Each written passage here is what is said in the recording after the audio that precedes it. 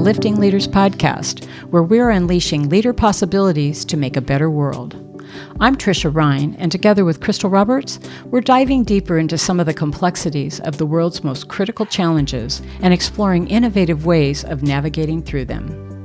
Through interviews with experts and leaders just like you, we are exploring what it takes to thrive as a leader today and examining new ways of thinking about how to creatively lead into a more equitable, socially responsible, and sustainable future. And the future starts now. Hi, Crystal. How are you? I'm awesome. How are you doing? I'm doing great. We're going to have a good little gem session today on something that A gems jam. Yeah, it's a gems jam. Is gems jam, right? Yeah. Yeah. No, we had this wonderful visit with Melissa Castro to talk about her new book that's just launched. Yeah, how exciting. It was so much fun. It was amazing. I loved the energy and the excitement that came out of that. And it motivated me to do a couple things like right away, like perhaps, I don't know, clean out my closet or something. But part of that came from something that she said. We thought we would just kind of tack into that a little bit today. Yeah. She said something about things that are keeping her from moving forward or things that were keeping her grounded or living in the past or maybe not able to move forward. And she calls it, and I'm going to say it, her backpack of crap. And I thought, that is so interesting, a backpack, huh? Well, I like it. You know, it actually sounds so Melissa when she talks about that. Yeah. You know, it was like, that sounds like the perfect thing to say. But we have backpacks in our world too, right? We do. We have, if you know our logo includes a couple people that are climbing up a mountain and they have backpacks. For us, when we were thinking about it and listening to Melissa, we thought, backpacks are important because we want to be able to fill them with good things, with tools and mindsets and that sort of thing to help leaders. And if we filled that backpack with stuff that isn't helpful, maybe it's time to really think about letting go so that we can put the good stuff in there and bring things that are helpful to us on our journeys, on our leadership journeys.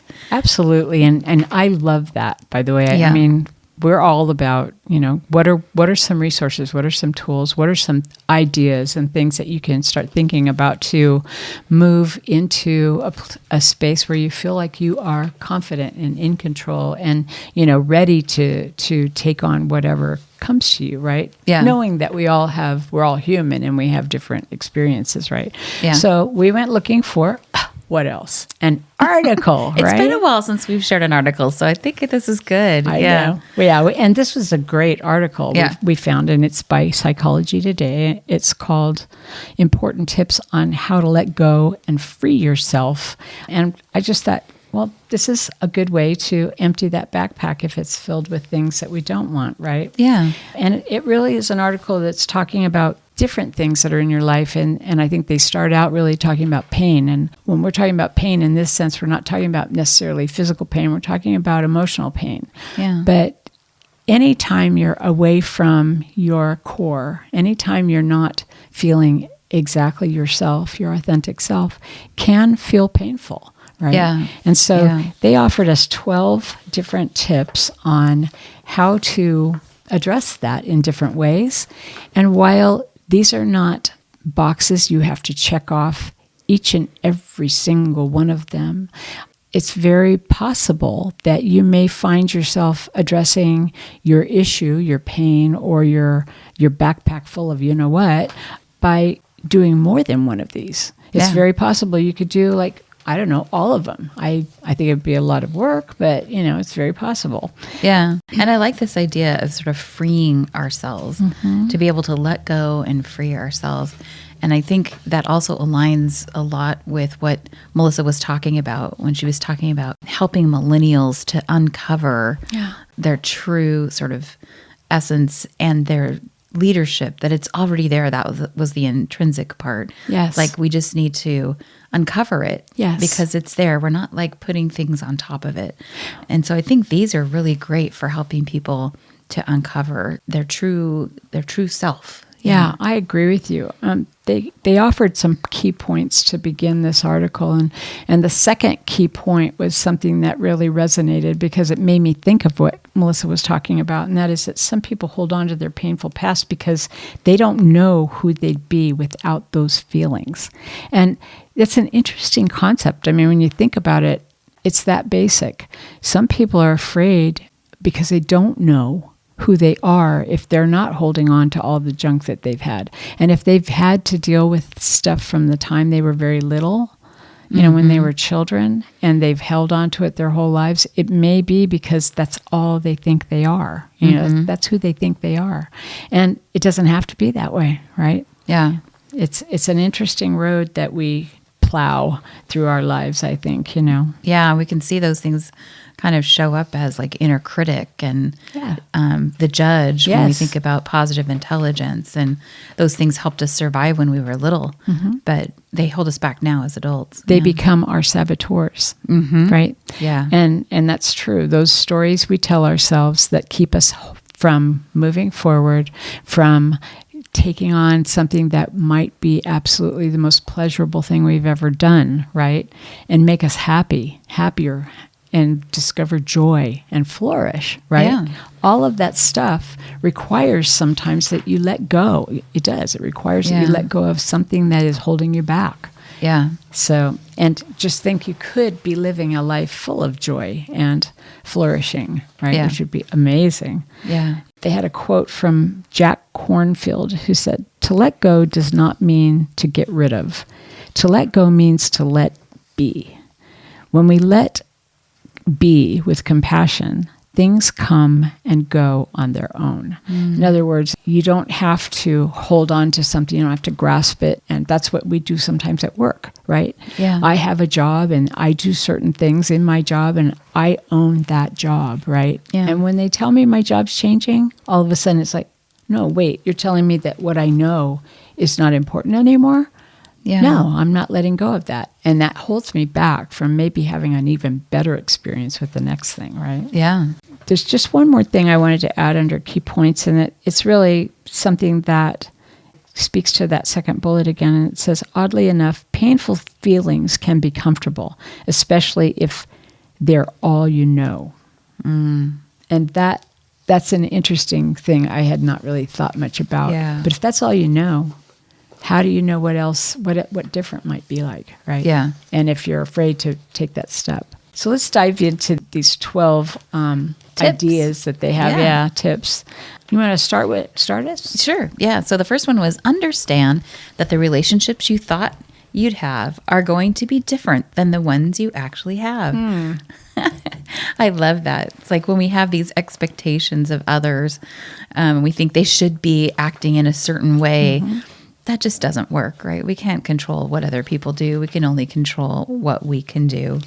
Yeah. And, I've actually had, I had a friend one time who used to constantly say, you should do this. You should. Yeah. You should. And I thought, am I not enough of a friend? Why should I do that? Right. Yeah. But she was trying to be helpful.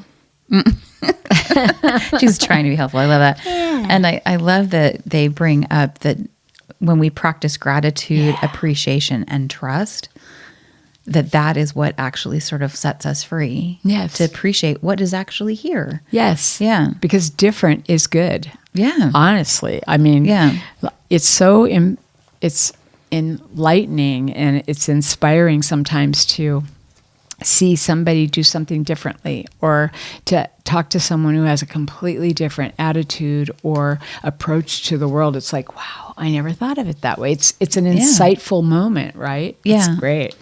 And also sharing your gratitude with somebody.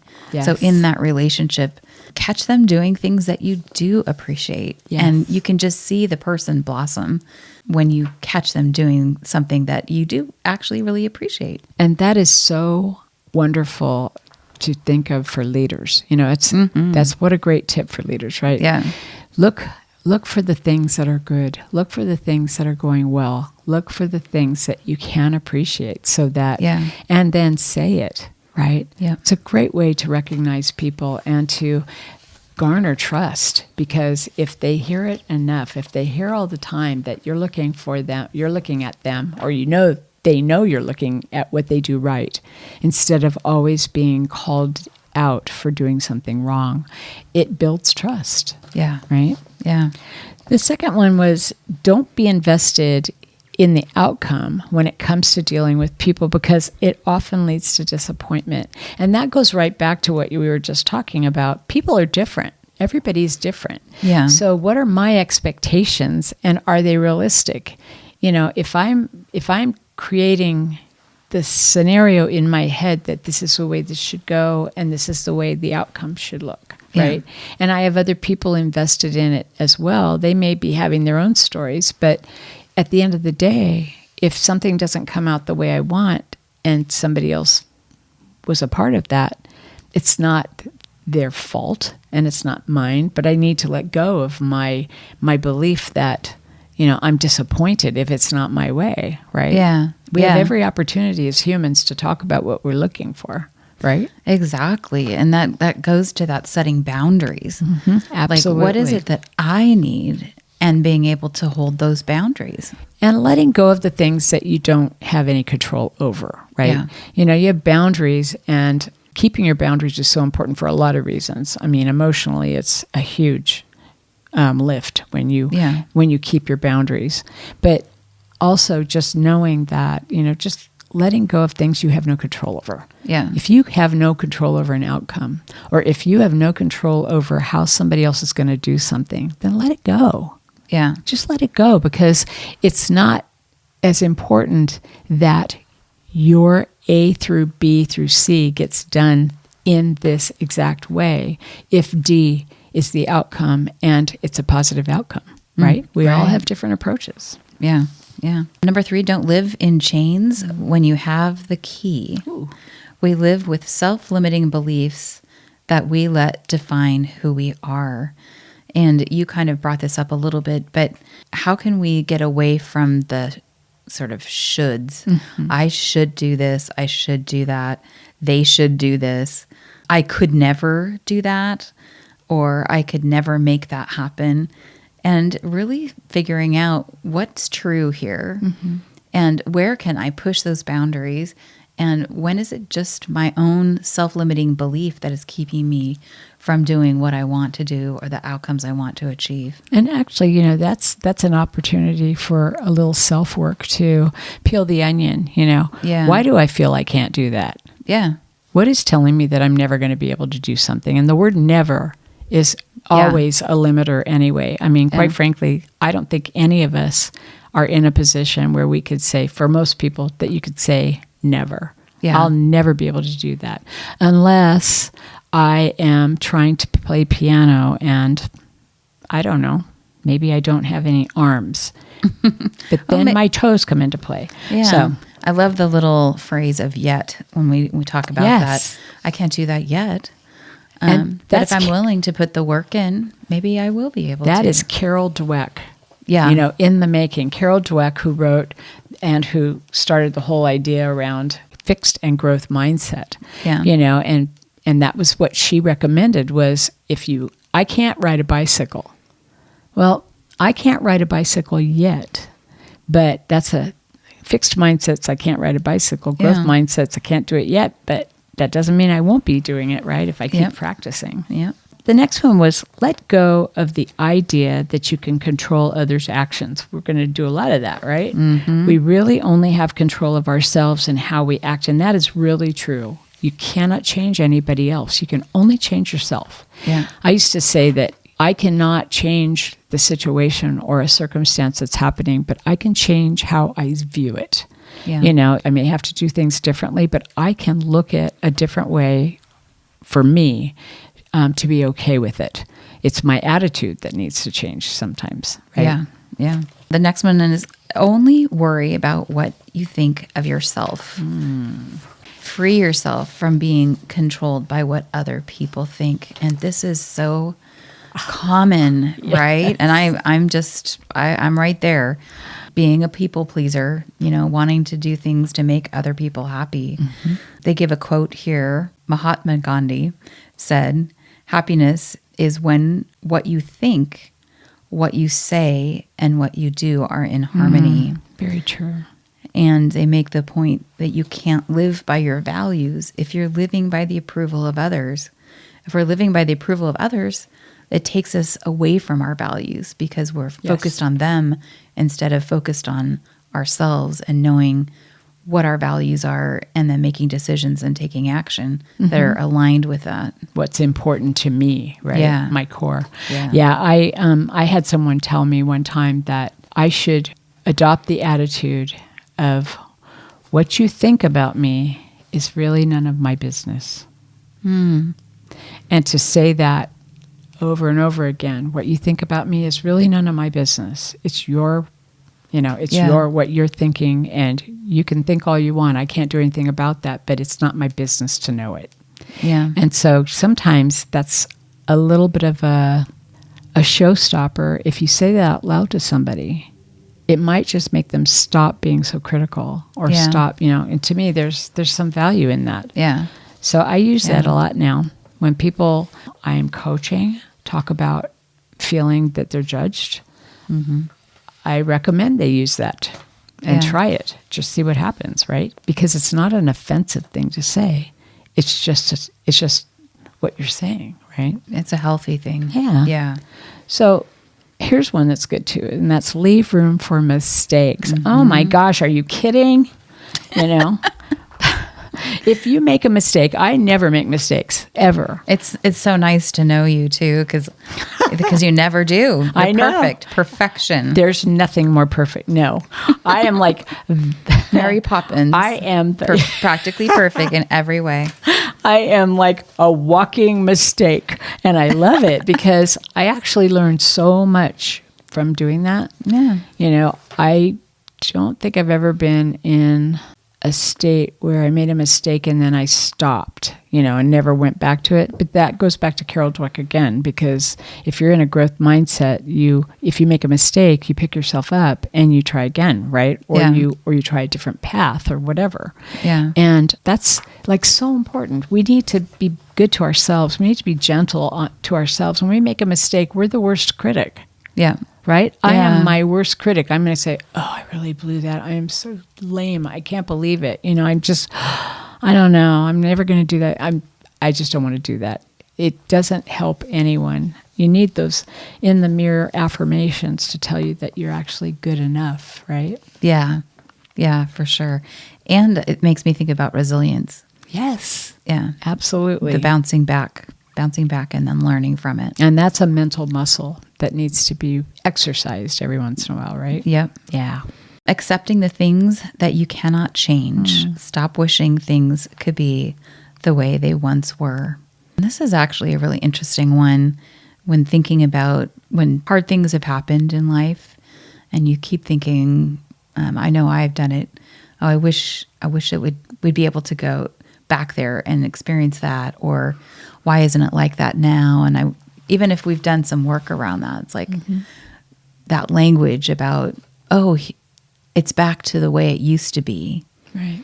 And the reality is that that's never going to happen, right? It's just not going to happen. And would we really want it to?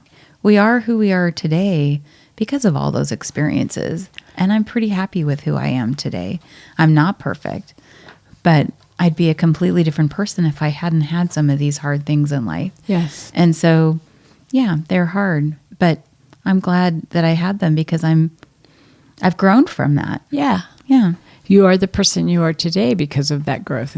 It's a it's a good thing. It makes me think about sometimes when we're at work, when we're in a work situation and change needs to happen, and you'll hear people sometimes say, it used to be so much easier here. I used to love coming into the office, and now I don't because it's so different.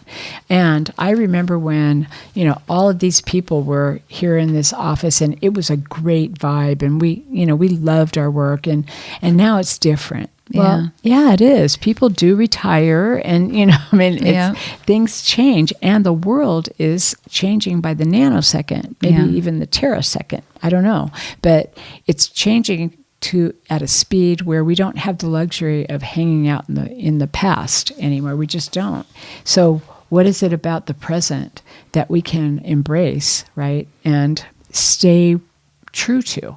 Because if I can stay here, I don't have to stick my toe out in the future for too long. Yeah. I need to do what I'm doing right now. Yeah. Because I can't predict and I can't go back, right? Yeah.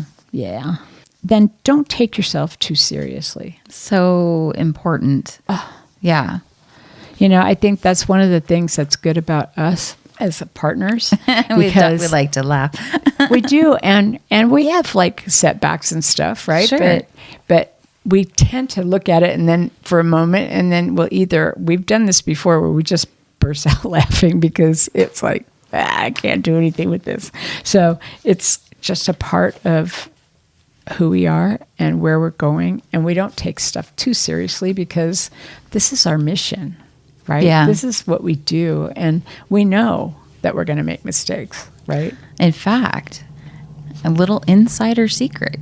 If you are a loyal listener, if you listen all the way to the end of the podcast, even past the music, we will sometimes actually put some bloopers in there. Mm-hmm. And we hope that adds a little bit of levity for people. And we like to laugh at ourselves anyway. So if you listen, we don't do it every time. We don't have one every time. No, sometimes we really are perfect. Or at least it's not funny enough to put in there. But sometimes we've got some funny ones in there. So listen to the end. Yeah. The other thing that I do, which allows me to take myself a little less seriously, is sometimes I'll just sing like in the car or whatever.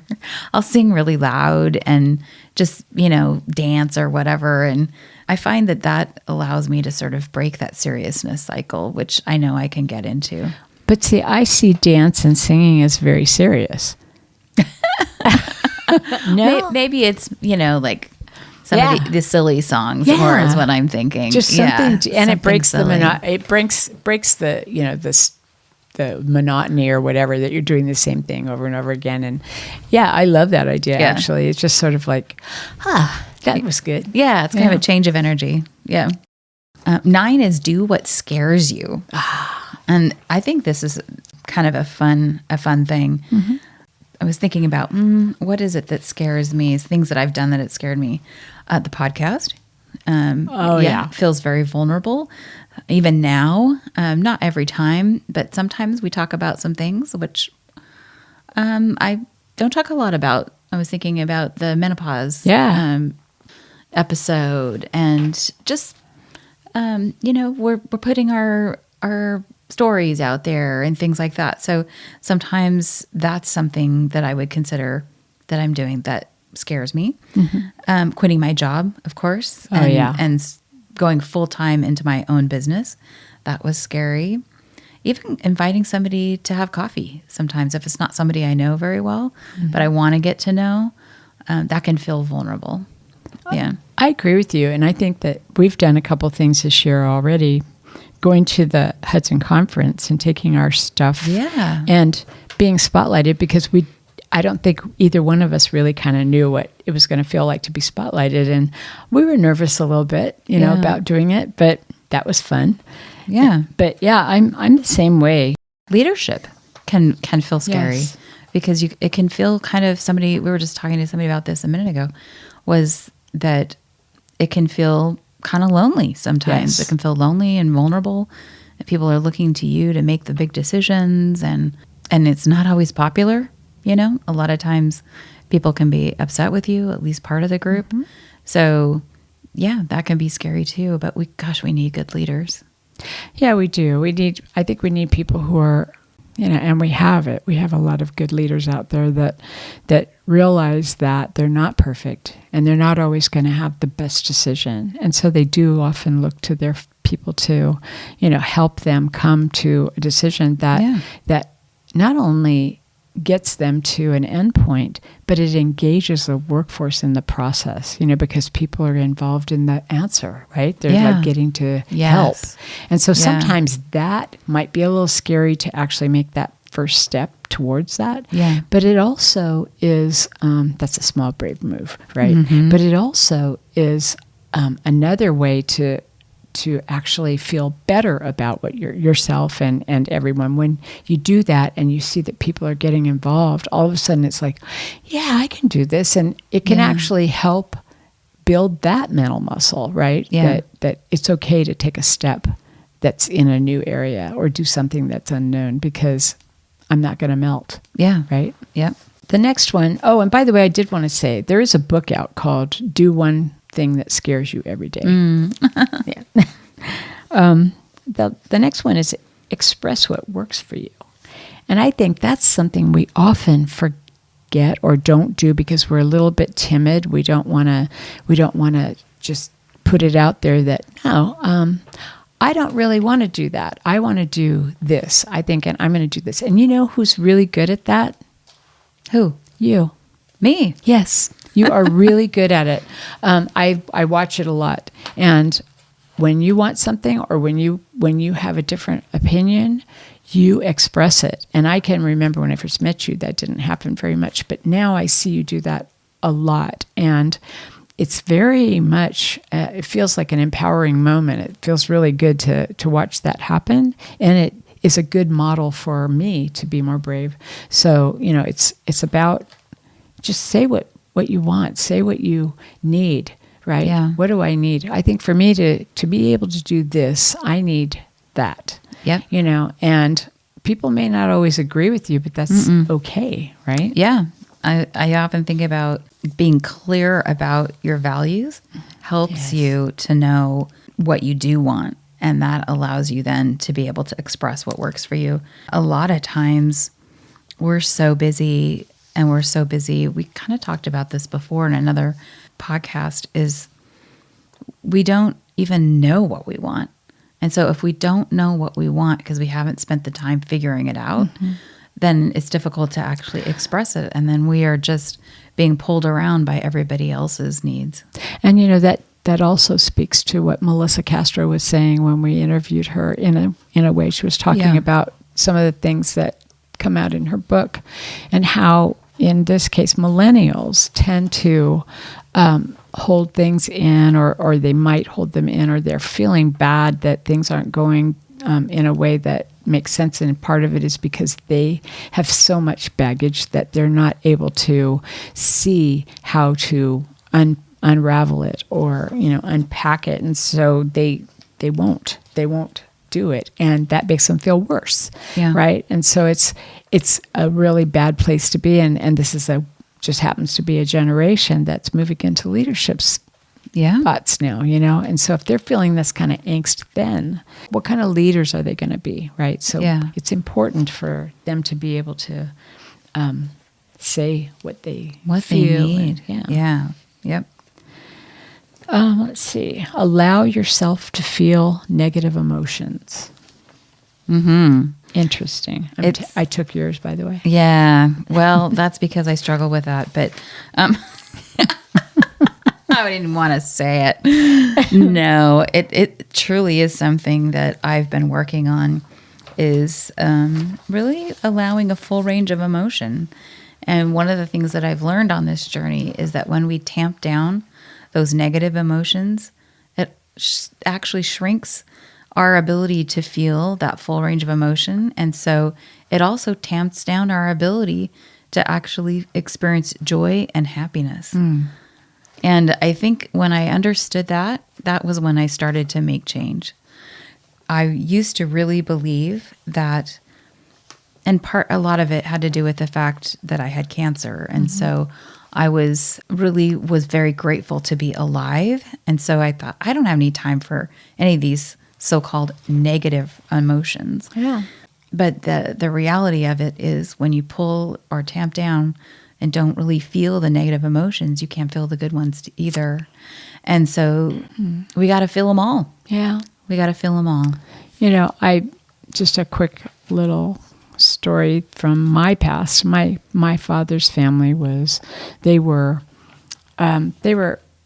sort of like a family that came out of the grapes of wrath. They were originally German families and stuff, and they lived in Texas. They were dirt farmers, and at the beginning of the Depression, they had to leave because they couldn't make money. So they picked fruit and produce. Their whole family packed up in a truck. They had the rocking chair on the back of the truck, that kind of thing. Yeah. They all worked their way across the country to Oregon, where they finally settled. But they did not believe in a lot of emotion around anything, ever. And so I remember when my grandfather passed away, they didn't even have a service for him. They didn't have a funeral. They just buried him, and it was over. And the family did not come together. In fact, my dad found out about it probably a few days after they had just buried his father. Yeah. And he processed it, but he came from that family, so it was kind of suppressed for him. Yeah. And when his mother died, they started to do the same thing, and he said, no, at least the family will come together, right? Yeah. So I was not even around at the time. I was in Maryland, and I didn't know about it because I come from that family, that my dad and my mom went up to Oregon, and his brothers and sister were together to, at least honor my grandmother. I know this sounds like a sad thing, but it was sad, but I think it was the first time my dad ever was around his siblings and they actually expressed emotion, and for them, I think it was freeing for my dad. Yeah. He spent all those years kind of feeling, I'm sure, a bit of angst about the fact that his dad died and he didn't have no connection with that experience. Yeah. And all of a sudden, he got to see his dad's gravestone for the first time, right next to his mother's, and it was like a big deal for him. Yeah. And my dad warmed up after that. I mean, he was always warm with us kids, but he was a different person. He was much more empathic and compassionate for just everybody. And it was like, what a difference. Yeah. This Marine officer, right? Yeah. It was pretty amazing for us. Yeah. And grief can come in all kinds of packages too. I mean, you can think about, I hear it from my clients, right? When they don't get a promotion, a performance review didn't go their way, and it was surprising, a 360 feedback. Right. We can be sad and we can feel grief about these things. Somebody retires. Somebody you've known forever retires. Yeah. And now you're not going to have them next to you every day. Yeah. There's a sadness that goes with that. Yeah. Right? And it's okay to feel those feelings. Yeah. Yep. And then the last one, number 12, is learn forgiveness. Resentment and unwillingness to forgive keep us locked in the past and prevent us from moving forward with our life. And the interesting thing about forgiveness is that really forgiveness is about us and not about the person we forgive. Yes. Yeah. Wake up call, folks. We're not forgiving someone else. When we forgive, we're forgiving for ourselves. Yeah. We're forgiving ourselves for our feelings. We're forgiving ourselves for how we see something sometimes. We're forgiving so that we can let go. Yes. And not harbor those feelings, but we can move on with our lives. Yes, it's so important. And, Carl Jung, famous for psychology, father of psychology, sort of, and he had a quote that said, "I am not what happened to me. I am what I choose to become." Yeah. And that's what this is all about, really. It's all about choice. Yeah. We do have choices when it comes to holding on to pain and fear and all that stuff. It's not easy to let go of it. And it does it's a process. And it takes self-work. Yeah. But I would just encourage people to take that time to do the work. Yeah. Because you can be so much happier. Life can be so much brighter if you just take the time to do the self-work. Yeah. So taking some of that stuff out of that backpack. Yes. As Melissa was saying, letting it go so that we can fill it with the good stuff. Yeah. Yeah. Do the hard work. It's actually becomes easier the more you do it. Yeah. Because you experience less and less of what your fears are and what your pain is, right? Yeah. So it's very cool. So that's it in a nutshell. What do you think? I think Melissa would be proud that we did touch on that. Not sure. We hope that that's helpful. And as you think of it as a leader, what can you do, but what can you also help your people and the people around you How can you help them to let some things go? Well, and I think it starts with the leader, right? So Yeah. how can you show them what that looks like? Because as you're going through that and as you're evolving, you become the point of reference, right? Yeah. So, Yep. cool. Yeah. So let's keep the conversation going. If you have questions or comments about the show, you can find us on all our social media channels at lifting_leaders. We have so many exceptional podcast episodes coming up with more fantastic guests. So be sure to subscribe to our podcast on Apple Podcast or wherever you listen.